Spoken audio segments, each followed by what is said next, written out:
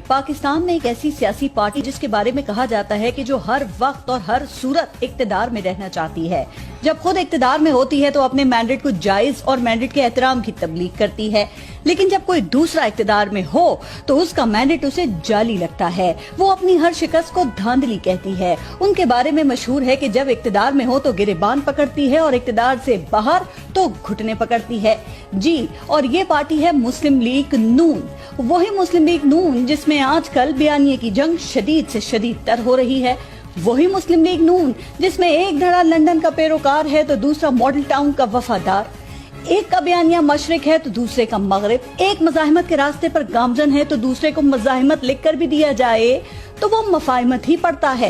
हिकमत अमली, नजरिए, मंशूर और बयानिए की ये लड़ाई अब घर और खानदान से बाहर निकलकर आम कारकुनों तक भी पहुंच गई है। मरकजी कायदीन दो बयानियों और फैसला साजी में